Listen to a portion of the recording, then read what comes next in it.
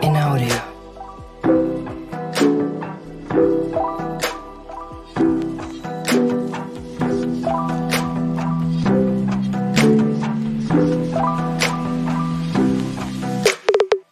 In audio.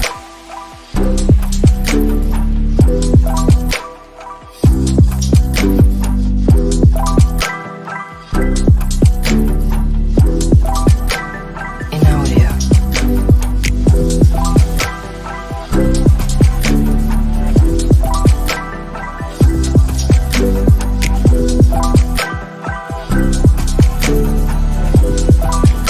In audio. In audio.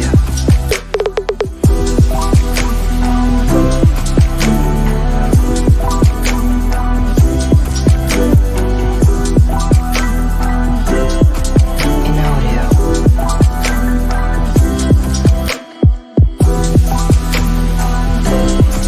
audio.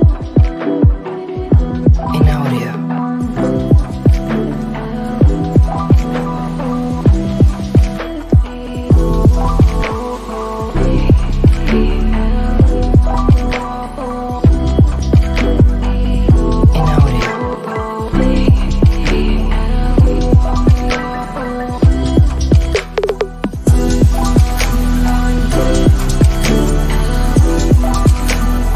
In audio.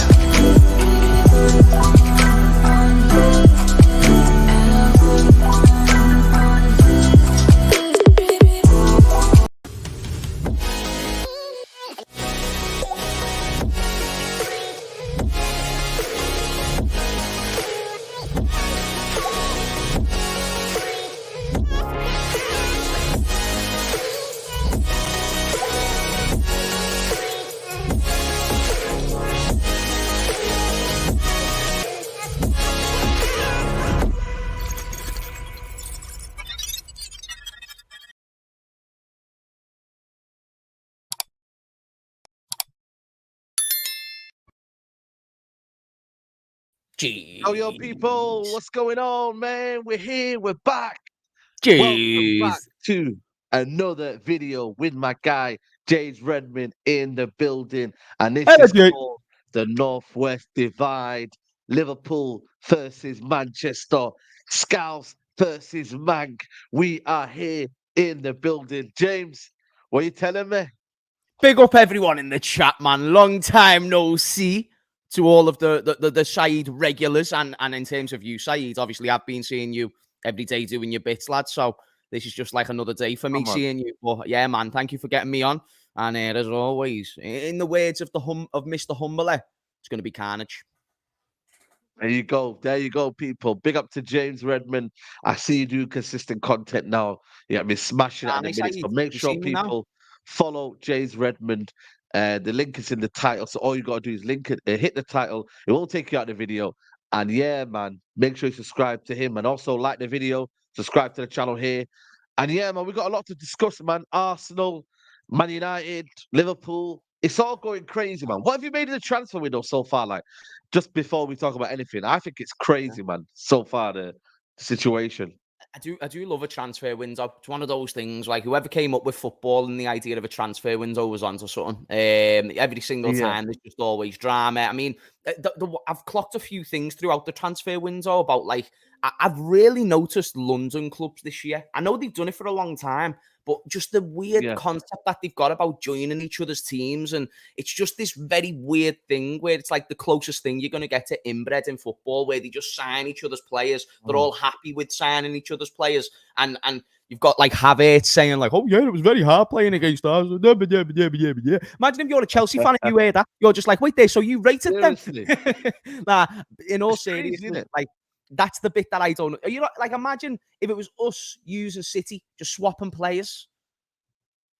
It's weird, isn't it?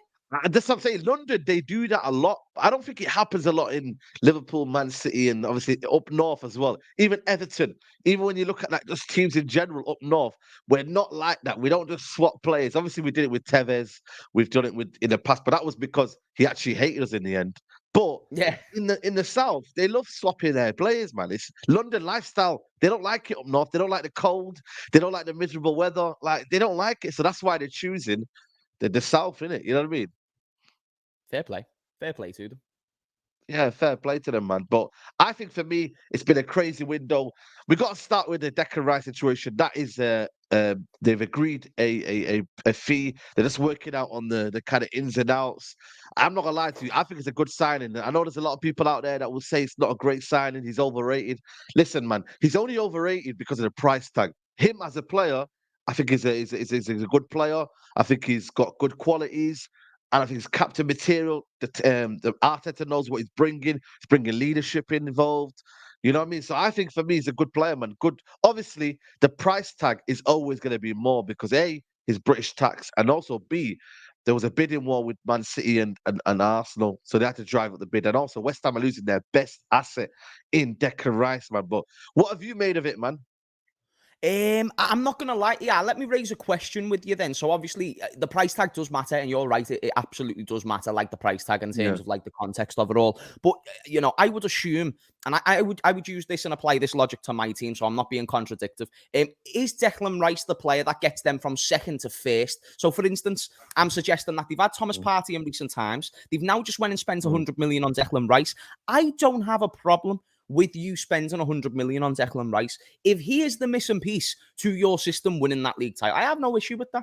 Especially if I was to be an Arsenal fan, I'm thinking, okay, I don't care about the money because it's not my money. But now we need to see the squad be in good enough shape ahead of the season. So hopefully, for their sake, Declan Rice will be one of many. But that's why I raised the question to you, Saeed. Is Declan Rice that guy, bruv? Is he really that guy, Saeed? Now, hear me out, Saeed. You know what is it?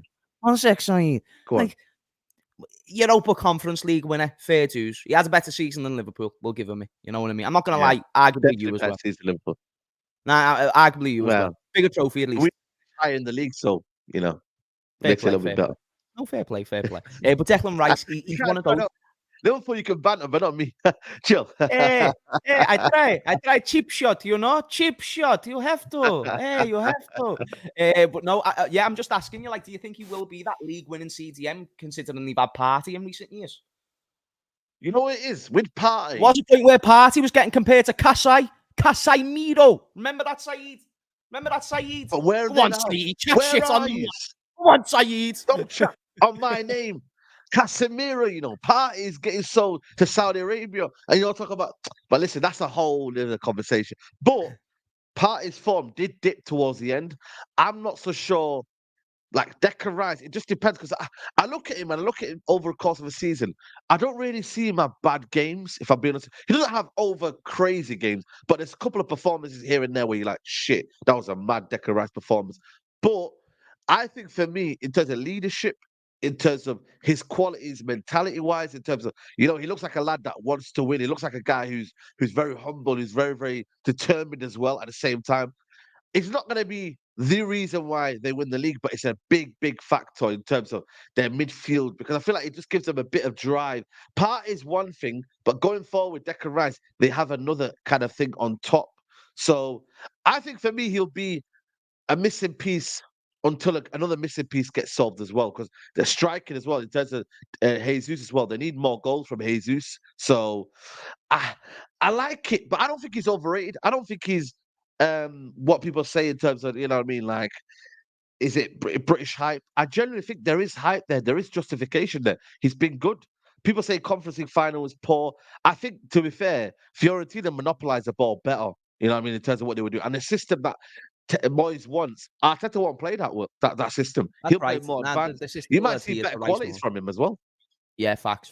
Yeah, the system will adhere to Rice more, no doubt. And that's why I'm looking at the signing as a good signing. It can't make them worse. And that's why, like, I won't even talk about the money too much because it seems like that Edu's flaunting the cash Yeah. at the moment, especially over recent transfer windows. But I always assume the trajectory for any football team is to go a place better. Clearly, I was wrong with Liverpool fans this season because at first, if I told you 12 months ago we were going to get fifth, I was demonised, but then 12 months later, it happens. Oh, it's all right because Klopp's never won the Europa League. It happens. But if Arsenal fans want to sit there and say, now we're going to kick on, and for instance, like, it's a shame because it happens with every big fan base. I saw on Twitter, someone replying to the Declan Rice news was like, oh, that just shows that City cannot compete with Edu's spending power. You think that City just didn't fucking make you spend an extra bit of dough on a player that they don't need because they've got Rodri, you thick bastards. I'm just saying that I don't think Rice gets them from second to first, which in my opinion makes me think, okay,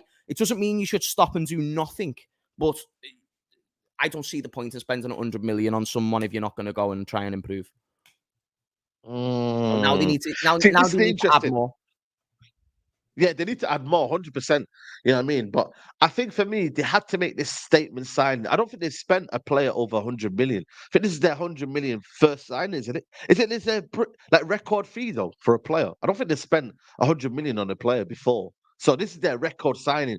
Like they had to do. I think for me, Arsenal had to flex their muscles in a way and let them know, like, you know what, we are a big team. Like we can do big things. I think this Who is are they trying to prove to, though? well in that.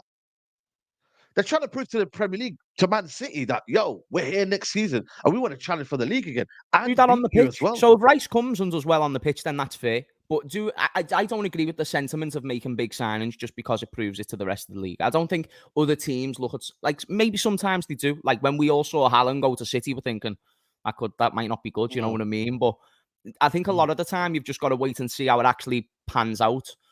And in terms of the Declan Rice thing, I don't know, man. I don't know. Like, I think he can do well for them. But I'm just thinking if he's going to get them from second to first. And that's the only point where it stops me. And I think, well, is it a good signing if they don't go to first? Well, listen, they've got to get the same scrutiny that a lot of teams got for spending a lot of money on players. Like this whole idea that he might not get, he'll get the protection just because obviously he's homegrown and whatnot. Like that for me deserves the same level of scrutiny as another player coming in for a big fee and it doesn't form well. Because you know what the media is going to do? They're going to say, well, give him time. He's England captain and that kind of Southgate. You know what I mean? So I feel like there has to be that level of scrutiny, but at the same time, I feel like they had to make this signing. And I know some of it comes from a feeling of, people don't take them seriously, but they had to almost like get this over the line. And Arteta has been adamant to get this over the line and spend that 100 million. They had to flex their muscle. They're in the Champions League. They're now competing for the league next year. They've got to. And that's why I said, is there a pressure on Arsenal to win the league now? Timber's going to come soon. He's going to cost about 50 million. They spent obviously 100 million on this player here. Havertz has cost 65 million, and they're probably going to go and get, I'd say, another player as well. Apparently, they're linked with Lavia as well. If they get all this signed and they spend 250 million, should there be a pressure on Arsenal to win the league now? And has to be kind of like this season. This has to happen now. You spent this money. What's going on? What's the plan? You can't do the Nerlin men kind of situation again. Now it's your time now. Seize the moment. Get it right now. Do it.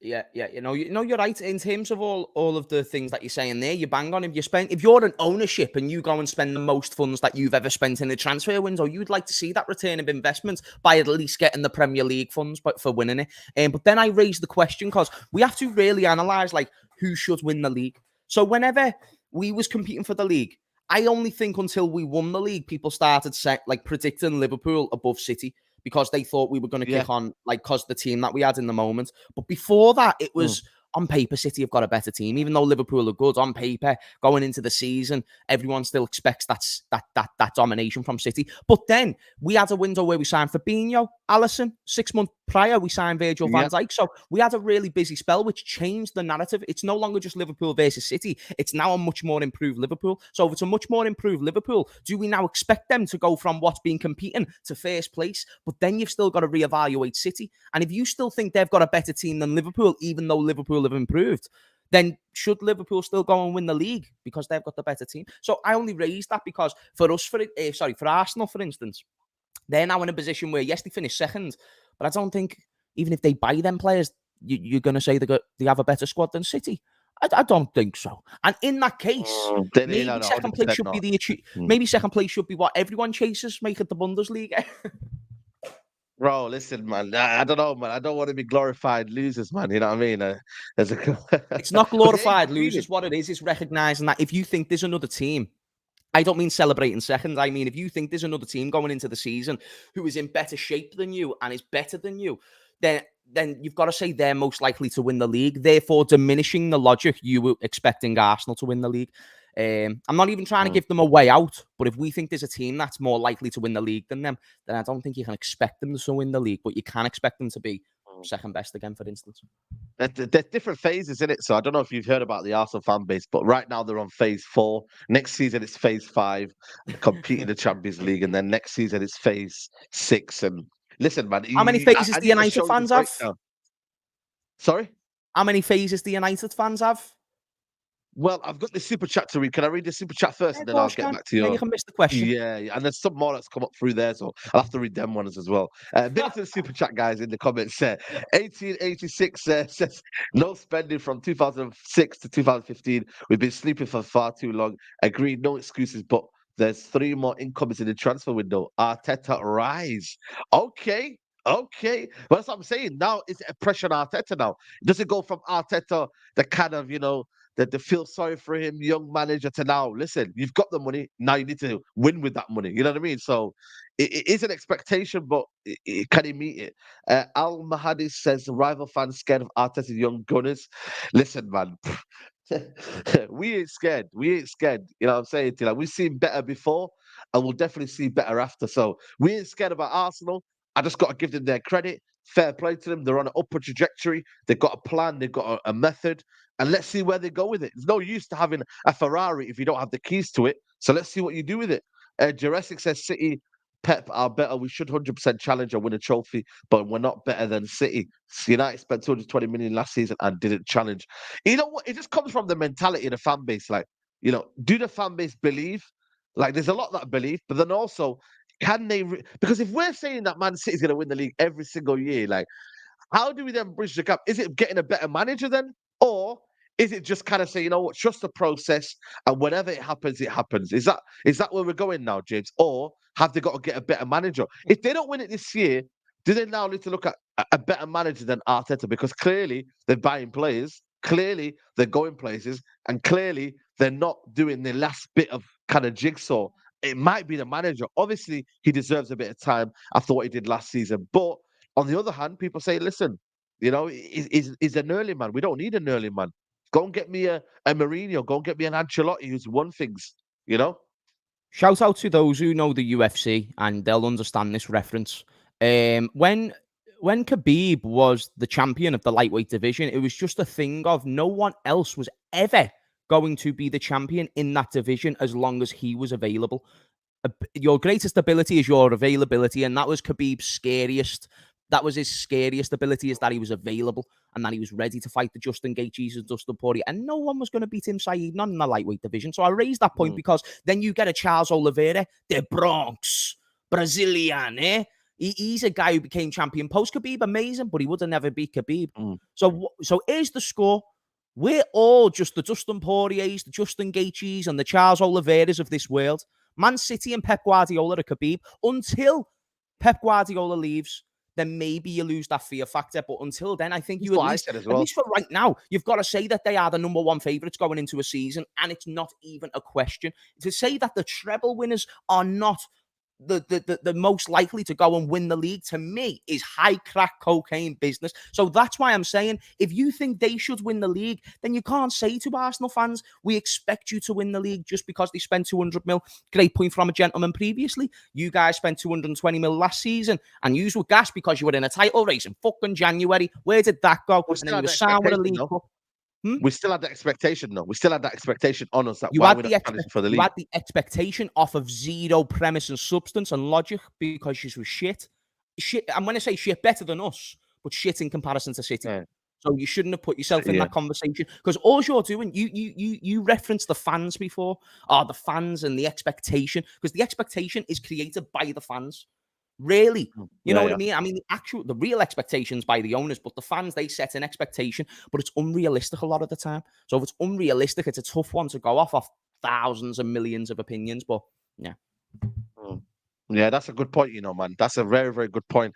Again, what we expect as a football club, it's like I could just say Man United should be always competing, but really and truly, right now we can't because we just don't have we don't have the owners who have and identify people in their positions and have a recruitment system, have a scouting network, have a structure in place to then compete. Because it all is a domino effect. Man City just don't go to the top because they've got money. Yes, it's a big part of it, but also they have people in charge who make that structure, alignment, everything that you kind of call it. And it just makes it everything's just like lined up to be the success story. So it's yeah, crazy, man. Arif says Arteta will be on fraud watch. When Arsenal were 10 points ahead, I knew City would win. Bottling is in Arsenal's DNA. Arsenal is a wish version of Pep. Damn, I don't know if he's a Tottenham fan, United fan. What's going on there? That was a lot of venom.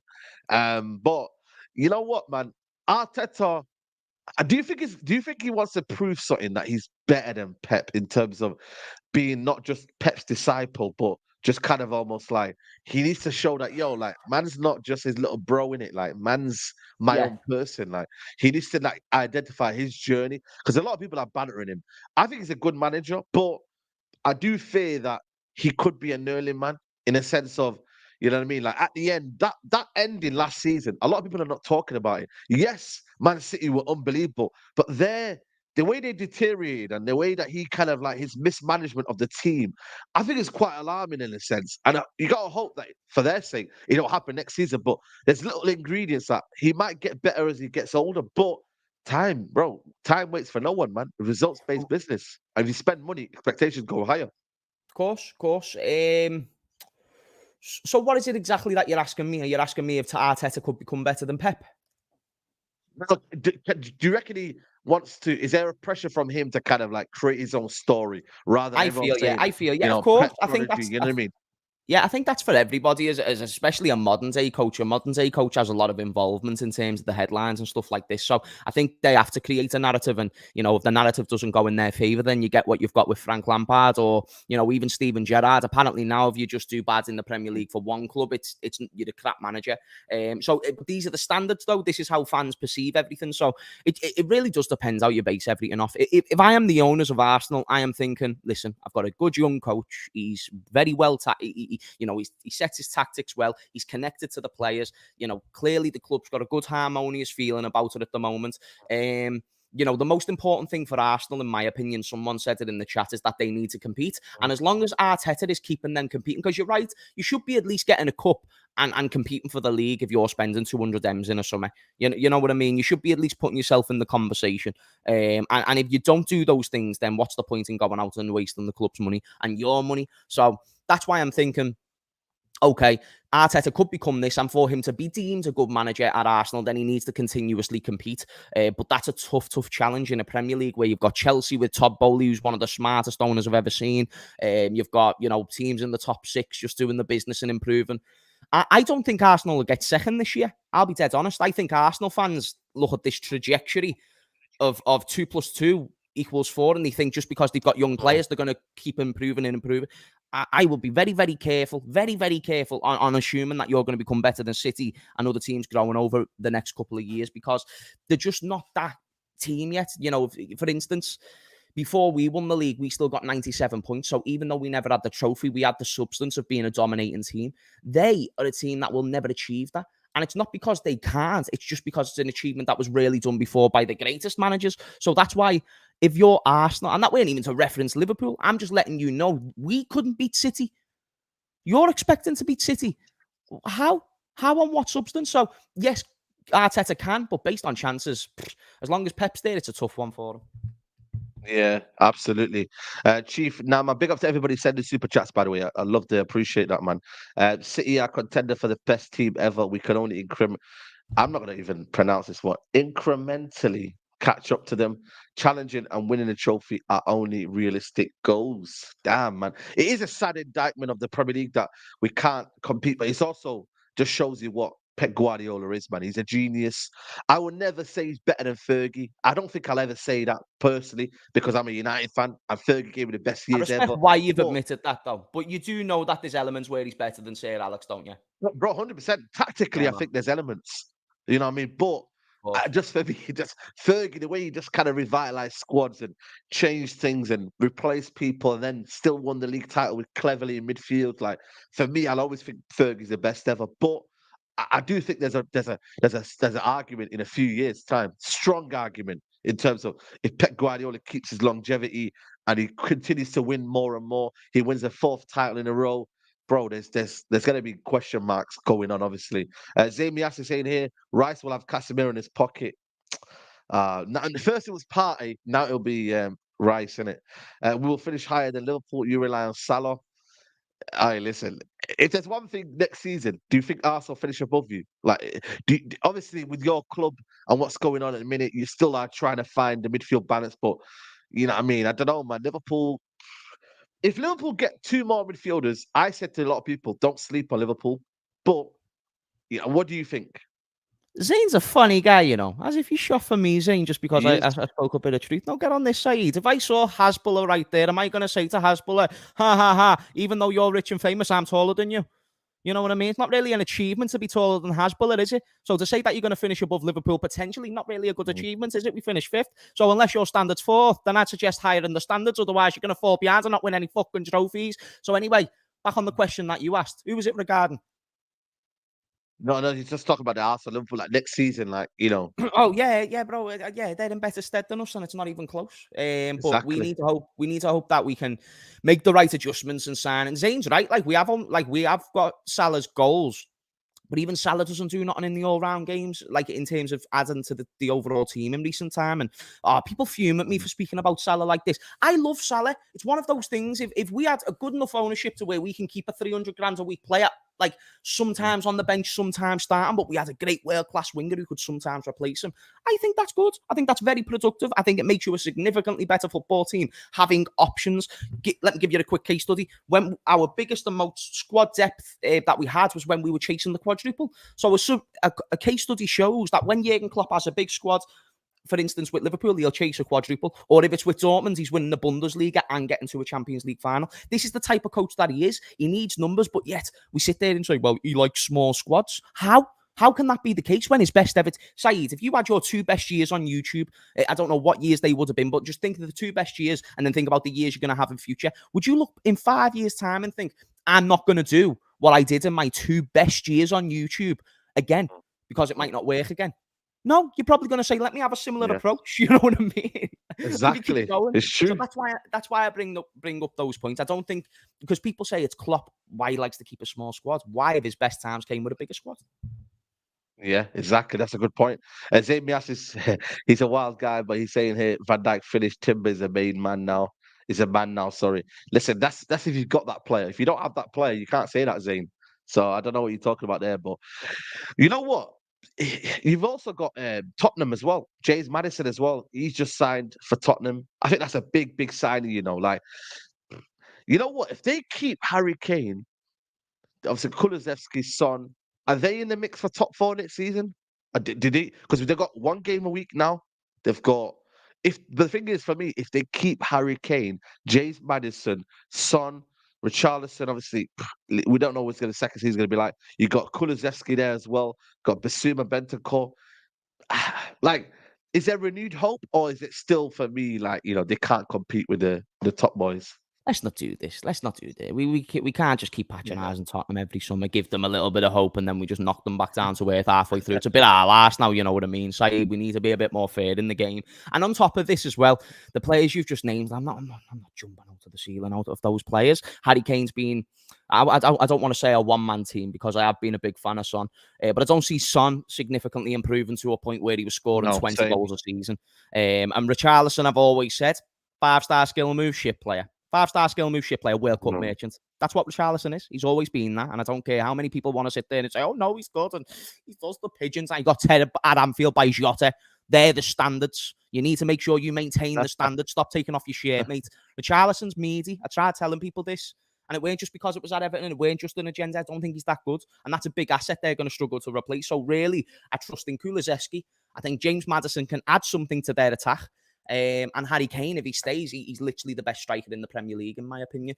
Haaland, in terms of goals, fine. But in terms of an all-round striker, I can't concede Harry Kane being the best still. So, yeah. They should be competing for top 4. But you know what it is, though? The thing is, it's a conflict because the new manager wants to compete and he wants to do his own kind of thing. Like he knows that Harry Kane wants to leave. Like next season or this season, it's going to be one or the other. But like Harry Kane, I've never seen Spurs without. Like obviously, I've seen Spurs with Peter Crouch, Defoe, but in a modern era, in the last 10 years, they've had flipping Harry Kane up front, and he's been scoring goals every season. So it's going to be weird to watch Tottenham without Harry Kane. But could they be a better team? You know, could they be a better? Because you're looking at Brighton, right?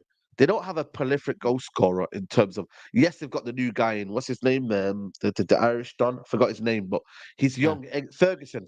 Evan Ferguson. Yeah, he doesn't score. Yeah, exactly. He'll be one for the future. But they score goals from the Enciso, they've got Mitoma, they've got different goal scorers in it. McAllister with tripping goals, Pascal Gross. Do they need to become that team that is better functionally as a team rather than a one-man band? Because I feel like there could be a future where Tottenham produce their model around Brighton, Leicester before back in the day, like where they play good football and then they just get better like that rather than having one prolific striker and then becoming, if he doesn't score goals, then they're fucked. You know what I mean? Yep. No, I get you. And people, you know, you'll get stat merchants in the chat saying like Haaland's on 52 goals, this, that, and the other. And again, that's why I said my sole premise weren't just goals, because you've got to look at the all-round thing. You know, how many goals less did Harry Kane get in the league? And, you know, he plays for Tottenham. Like, come on, let's not take the mick. And he's also creating a lot of goals. Harry Kane could probably do similar to Haaland. So don't disrespect Harry Kane. But all that being said, yes, I do think it'd actually be decent. I think what you've just said is very logical. It hasn't worked with Harry Kane. Why not try and start something new without him? And let's not let him go for free. It'd be a big shame for a player to have not won a trophy with us, then go for free and we coop no funds for him. Are you wild? You've literally got Bayern Munich offering you to pay a player. How many years has he got in his contract? 1, 2? Is it 1? 1 year. So basically next summer is for free. You're messing, and they're turning down 70 mil.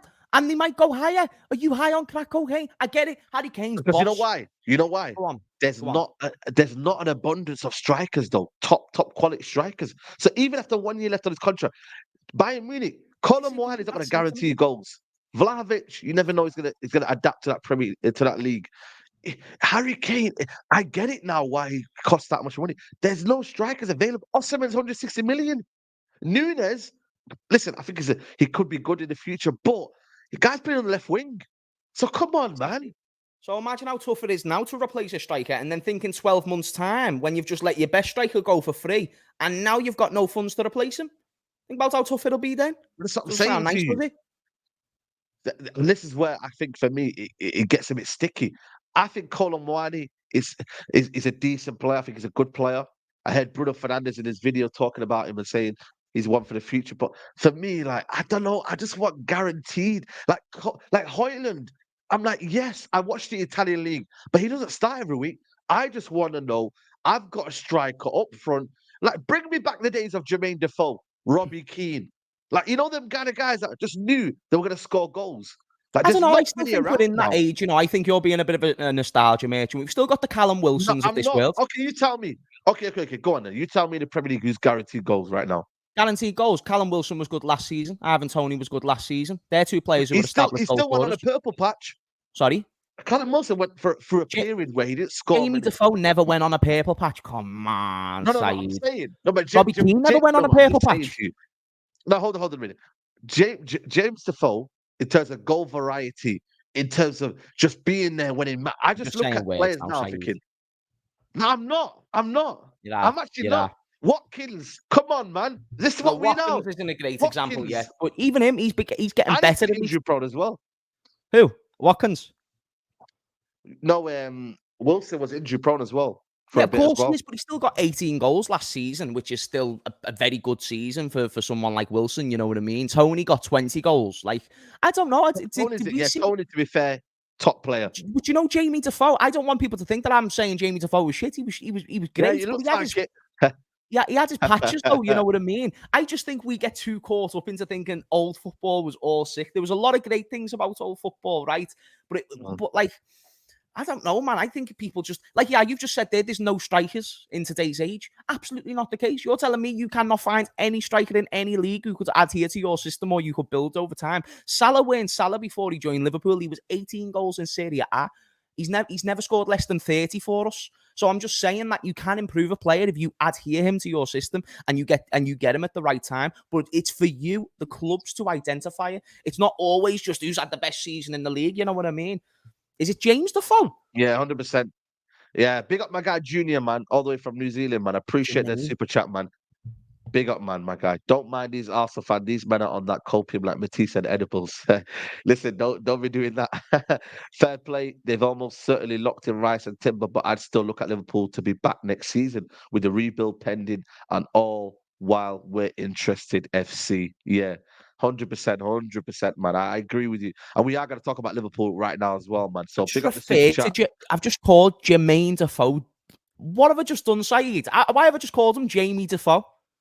You call him James? I thought you called him Jermaine. Did you not call him Nah, Jermaine? lad, I called him Jamie for some reason. I think you done that, you know, Saeed. I think you said it first. No, I never. I called him Jermaine Defoe. Oh, did you? I must have thought you said Jamie, and then I just got it in my head. Fair play, chat. I've got no ball knowledge. Did I call him Jamie? I'm a disgrace. That's for me a red card. I should be sin-binned right now. Did I say James? Saeed said James. Nah, man. We have to I did not say. No. You definitely said James, you bastard. You That definitely is said peak. James, you bastard. I call him Jamie. I Did knew call that him you Jamie? done something. Red Red card, card. Saeed. Red card, you bastard. Nah, man. Sorry. Maybe because I was thinking James and then Jamie. Yeah. I don't know. But I need to see that one again. That one again. Ahmed, big up to you, my guy, says, you no longer have Ginny, Firmino, and Mane. They were the reason why you got 97 points. Now you're relying on Nunes and Gakpo to compete with City. Delusional. Europa League L. Wow, he's going in there already. What was Mane, Firmino, and Gini before they joined the club? Gini was getting relegated with Newcastle near enough. Firmino was at Hoffenheim. Mane was at Southampton.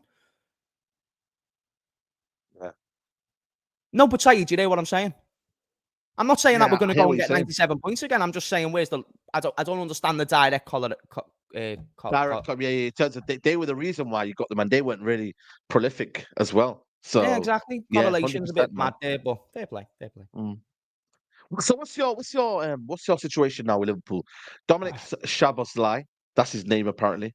Yeah, man. Because obviously it's a weird one because we're getting Thuram, Kone, and McAllister, and it looked like for me that was a perfect window. Different midfielders, different profiles, but now you've gone to Dominic Szoboszlai, who's more can play off the wing, can play in the false nine, can play in the 10, can play.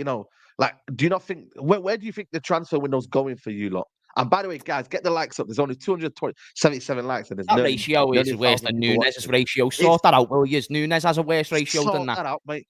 On the midfielder thing, I've always said with the McAllister, if you put Messi in Accrington Stanley, Messi's a great player, but in Accrington Stanley, he's not going to be winning in the Champions League. So we need to get McAllister the right players around him, basically, is the point I'm leading to. Because I do think he can be a good player. And then you mentioned Kone and you mentioned Thuram. I think Thuram's more someone we're trying to get the deal done after the window. I think Kone was an easy link because he's mates with Thuram.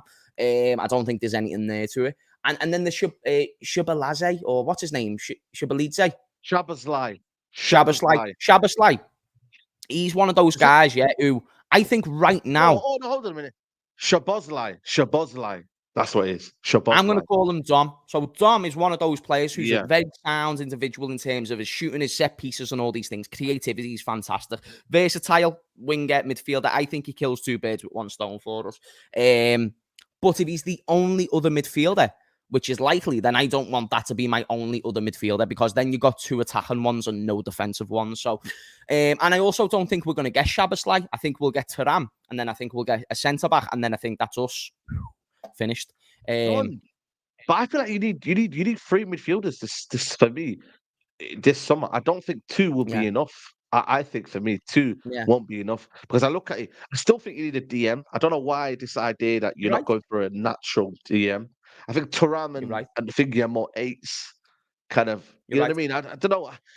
Fabinho, one more season, and Jordan Henderson, it's still a big kind of risk. They're not the same players anymore. Henderson will obviously be more kind of the one that's more mobile, but in terms of Fabinho, I don't think he's the same player anymore. But with Henderson a more well-needed mobile. rest, He's a granddad now, lad. Hendo Nino, you're mad. He's a but even granddad now, Hendo, but G. he's still well. If he's a granddad, what is Fabinho? Then he's a great granddad.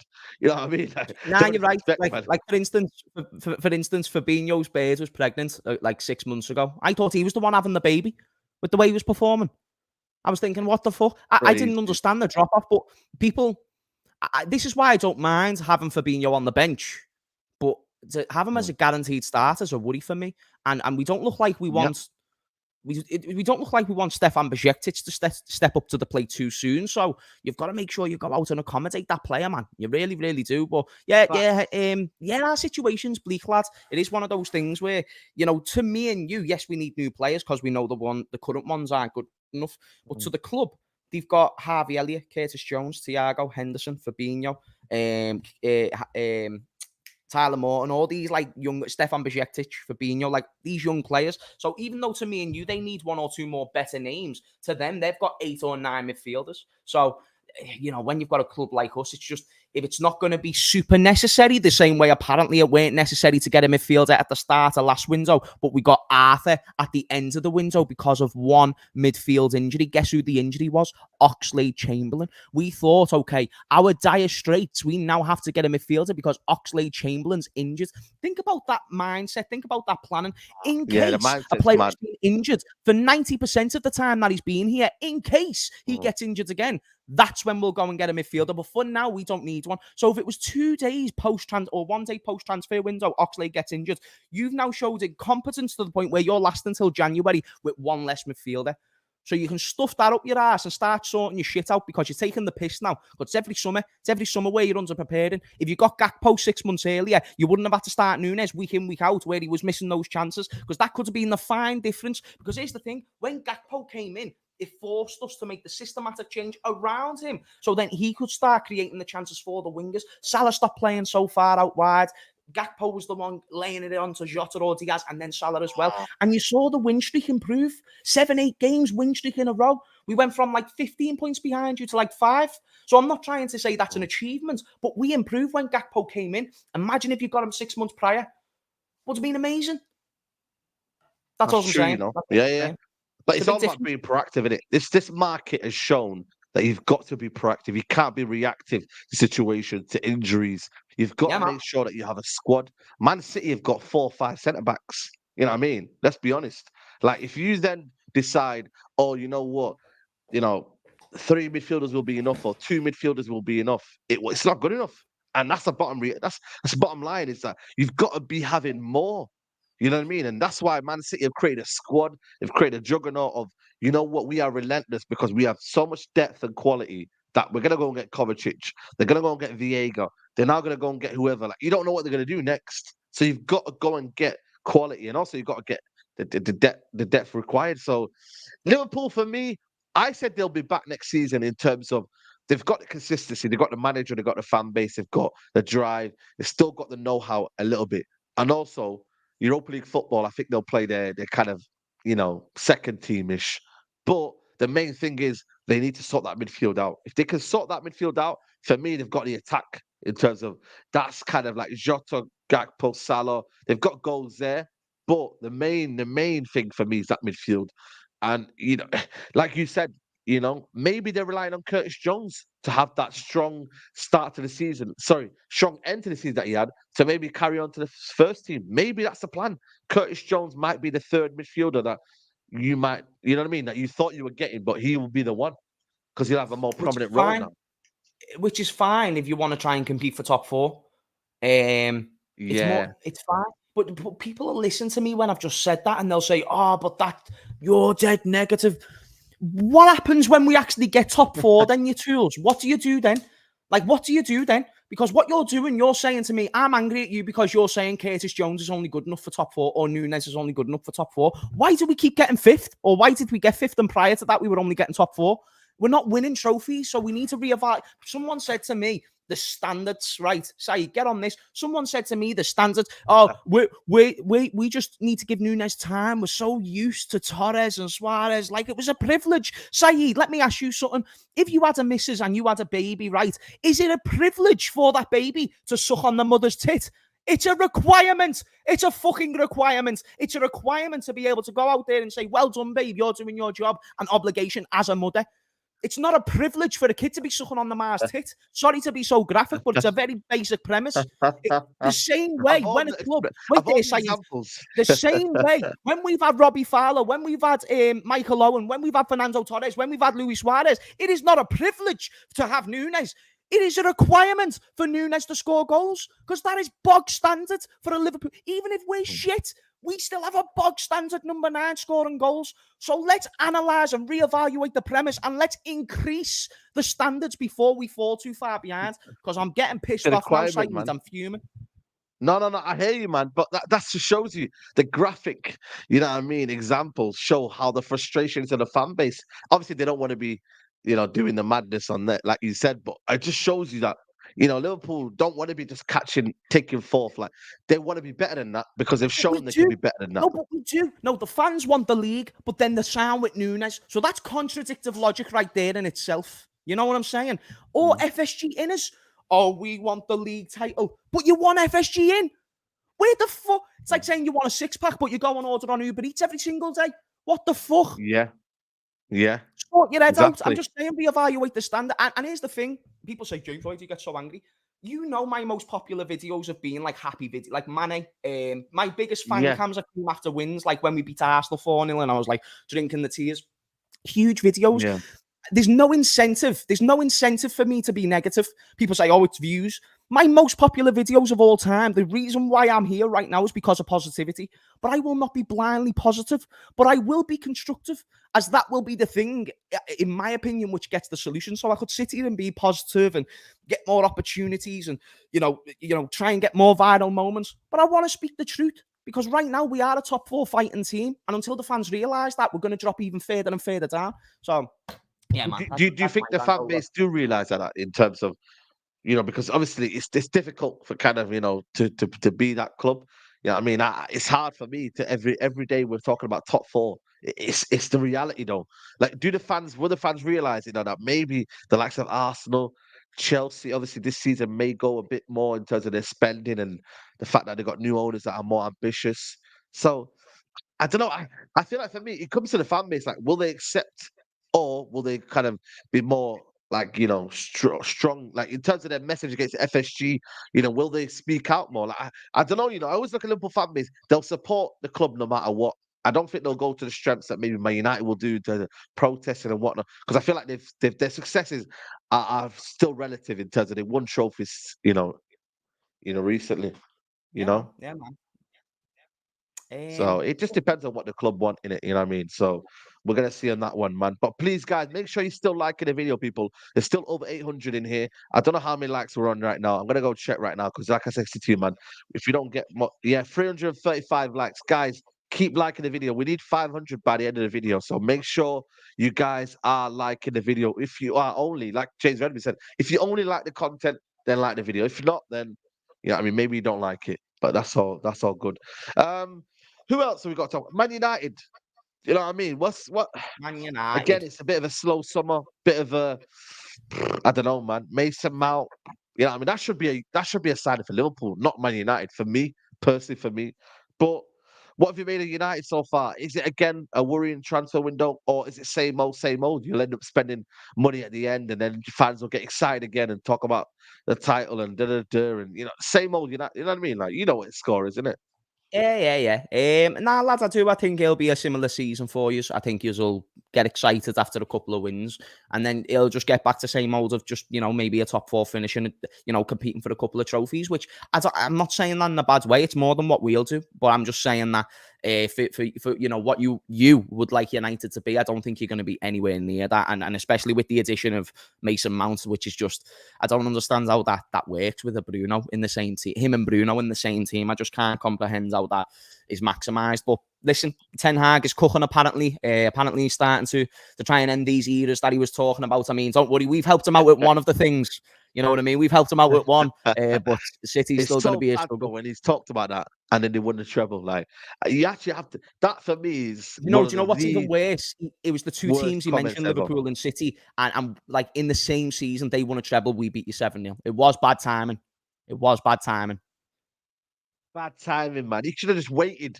You know what I mean? Like wait a little bit. Like wait till the Glazers go. Maybe wait until Qatar come in and then say it. Nah, Then you everyone will be needed like, that though, you wow. know. Saeed, do you want me to tell you why you needed that? You needed that because I remember when you were so drained from the loser mentality of Ole Gunnar Solskjaer, and then of course, Yeah, true, true, Ragnick true. came in and he was just sort of there for a little bit, so you couldn't have even attached yourself to him. But when Ten Hag came in, I think you needed that little bit of arrogance and someone who you could fully trust in terms of an authoritative figure because you couldn't respect Ollie as an authority. It's like that teacher back in the day that you don't respect, even though they are your authority technically, but you just can't take them serious. It's just one of those things, you know what I mean? Or if your mate was a police officer, you know, if he became a fed, the little snitch, and he started like pulling you over or whatnot, you'd be like, lad, what are you doing? You know what I mean? You'd be like, It's why are you true. being a job's worth?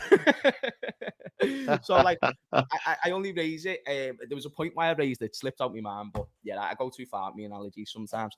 What was we touching on there? It was United, weren't it? So yeah, Ten Hag, Yeah, he United, became that, yeah, he yeah. became that authoritative figure, and I think he's needed it, even though it hasn't gone well or it hasn't gone perfect so far. Yeah, big up to Ahmed says, Chris, what are you laughing for? If you're not had balls, she'd be your uncle. So she isn't. James Redmond in a few years back. Yeah, man. Big up to James Redmond. Jeez. City, Arsenal, Liverpool, Newcastle for top four. You know what? If you were to give like an early prediction right now as it stands, I know it's too early to say, but who'd Yeah. be your top four right now? Because a lot of people want to always ask that. You know what I mean? I think for me, it would be Man City to win the league again. I Yeah. think for me, followed by Arsenal again. I would say Chelsea third because I feel like for me, one game a season.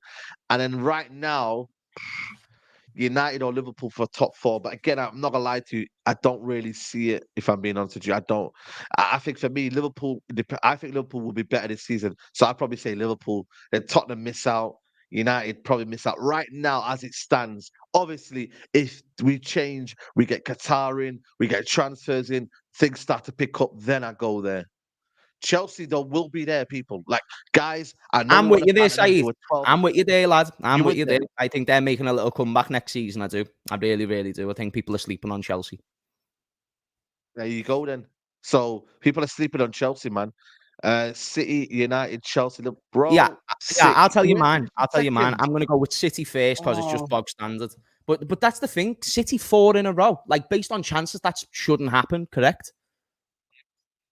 yeah.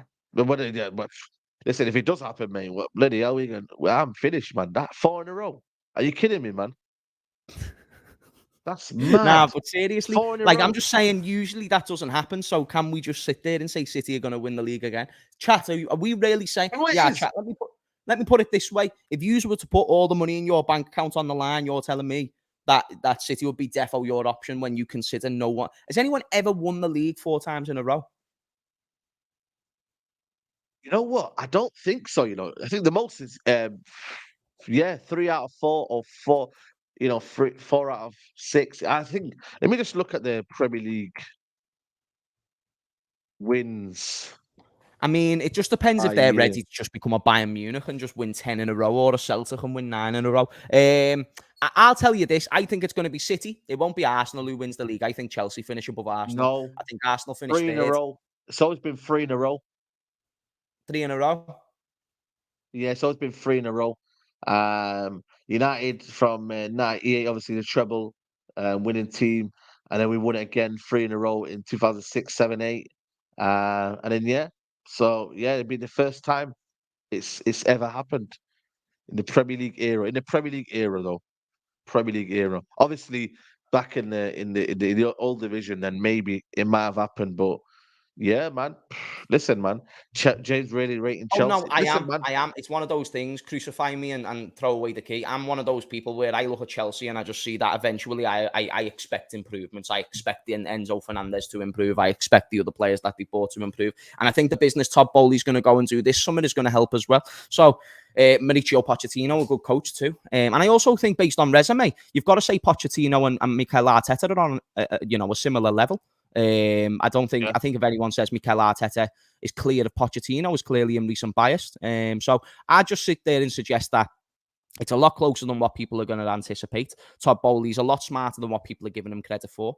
And it looks like they're a lot more structured. So people are saying I'm waffling. At least I'm putting points together. You are putting 4 words together and not giving an extension. If you can give an extension on why I'm waffling, when I've just gave you the fact they've got a good manager, they've got good young players, they're going to go ahead and buy more, they've got rid of a lot of deadwood. They're 4 pretty good reasons and a little bit of substance, which you haven't given me, to why Chelsea could improve. So that's the reason why I say they can now go and compete. Why can't they compete because of one season? Didn't they finish 10th and then win the league? How about you use that logic? There's another point to rebuttal what you've just said. So I'm just suggesting it's possible for them to get back in the conversation. If you dispute them, it's because you've got goldfish brains and you've got short-term memories. There's no guarantee. It's just a prediction, like on what Saeed said, based on what we know right now. I am making a prediction that Chelsea are going to go and do big business this summer. That's my prediction. And then off of that prediction, I make another prediction that they're going to finish second. So I go City, Chelsea, Arsenal, and I'll probably go with Newcastle or United, or Manchester United. I'm not ready to put us in there. But I'd be Newcastle as well. We haven't spoke about them. Yeah, but I think the Champions League. If we didn't either, though, if we don't get in top 4, I'd need to know what happened for us not to get top 4. So yeah, I do need to wait and see who that other midfielder is. So you're still saying Newcastle gonna have an exceptional season again, in a Yeah, sense. Man. That's fair. That's fair. I think that's fair because they did have a mad season last season. Let's be honest, man. They everything, not everything that went their way, but they pretty much gave their 120% and more. You know what I mean? And I think they signed some big signing. Tonali is a big sign as well. He should be coming to a club of Man United stature. Let's be real, man. But it is what it is. You know what I mean? You know, Newcastle are here to stay now. You've got Brighton out around the corner now. You know, so bro, we don't sleep on don't sleep on Villa either. They're another team that are like Villa, making significant they're improvements. getting Pau Torres.